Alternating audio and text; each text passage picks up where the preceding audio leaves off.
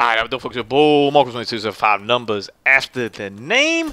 Boy, I gotta make sure I clean off the dust off my screen. Y'all don't see this, but I got a dusty ass computer, so I'm gonna do some cleaning, man. I cracked open the windows, which I mentioned in the video. Hopefully by the time these videos come out, I'm recording them the Friday previous. So what is this, like the 28th or something like that? Hopefully, like when they don't come out, it isn't like completely raining and like horrible weather wherever you're watching this. Cause I'm over here talking about how like nice of a weather we got over here. Cause I'm on the East Coast, man. I'm right next to New York City, and it's been just like months and months of cold. So any opportunity I get now to crack open the windows and enjoy some summer, I'm rolling with it, man. Tight Tuesday. Games will come down the limit, to the wall, to the wire. This case playing a little Modern Warfare Remastered. I really like this whole bouncing around playing different kind of Call of Duty, man. I don't know if I'm ready to settle down next year and just play the Call of Duty World War II, man. I don't know if I'm going to be able to just buckle down and only play one now that I kind of play them all. You know, master of none, but pretty good at all of them. Some would say master of all of them. Actually, I haven't played Modern Warfare Remastered probably like 2 weeks. I had a buddy of mine come over the other day, man, and this has absolutely nothing to do with this video, but I'm going to tell you a story anyway. He wanted some advice as to what Call of Duty to pick up. He wanted to pick up Infinite Warfare, and I was like, I don't know about that. I'm not going to tell you not to do it, but I ain't going to recommend it. And I was like, here's what I will recommend, though. If you want to buy Infinite Warfare, make sure you get yourself some Modern Warfare Remastered or whatever. So we threw it on the screen. I was like, let me show you it, man. Let me show you how the game looks, bro, how it feels, because we kind of know already how it is. I ended up starting the game, I think it was like 20 and like, oh, before like, I got my first death. And he was like, this is amazing. I was like, and we were down. The team was down like 20. I came in halfway through the game, whatever. And it ended, I was like 20 and 2, and we lost by like two kills. And I told him, I was like, yeah, I mean, they're not all going to be like that. I was like, that's for sure. Like, that's not a norm. But yeah, that's kind of how it goes, man. So we had, I want to give a kind of break this down. You know, we'll eventually get into this gameplay too here at the end, because it's a nail biter. But we had the World War II reveal last Wednesday. We've also saw the trailer, the little presentation that they give, the kind of tidbits that they gave afterwards, the teasers that are going on right now. I don't want to be too much of a negative Nancy, but in this video I'm going to talk about kind of the negatives. And then tomorrow's video I'm going to talk a little bit about the positives. I always kind of break down my videos like that when I'm reviewing something. I want to give these guys some details on something. So, negatives of the reveal. You know, my one kind of negative and the one kind of part that I'm still a little bit bummed about is the fact that the campaign and presumably the game itself, you know, like the multiplayer and all that stuff, maybe not. Maybe we'll see some, I guess, weaponry that was used in the Pacific and the multiplayer for variety's sake. I sure hope so. But at least the campaign part, though, we've figured out. It takes place in the European theater between 1944 and 45. I think kind of what they described was you'll go from D-Day into Germany, but they didn't actually ever say that you're like going to like take down like the Reichstag or anything. It kind of made it seem almost like maybe you were crossing the Rhine River or something. That's like as far as you get. That's how kind of how it sounded like.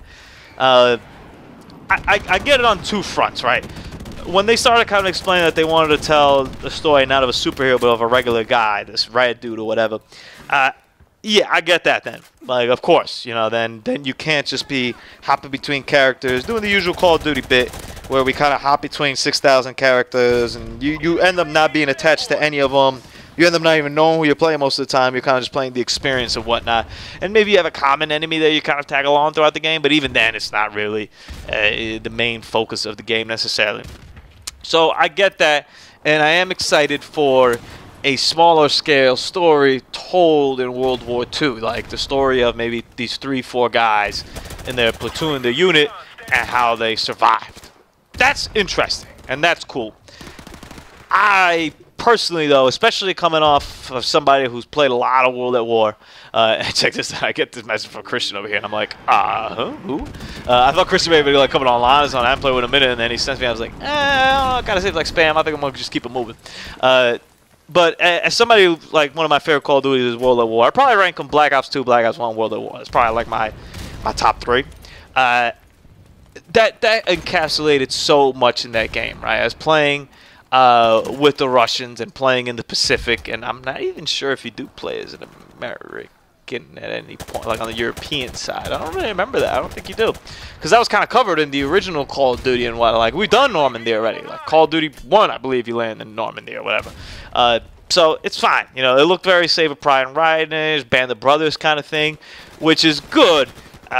Somebody like me who's a pretty big history buff, even though I don't really bring it up too much on the channel, specifically a World War II kind of nerd a little bit. I got a lot of books and whatnot about it, and I do some reading about it.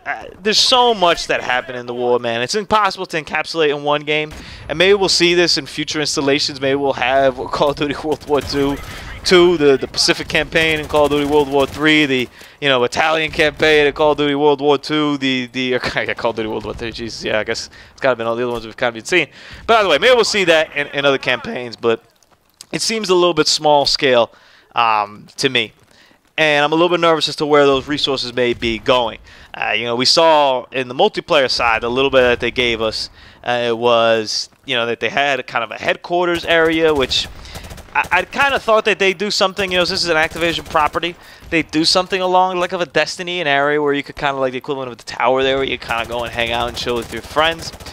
I probably won't use it ever, honestly. I don't really see myself doing that. It makes me also a little bit nervous because that kind of ties directly into me to supply drops and specifically to like camos and all this other stuff.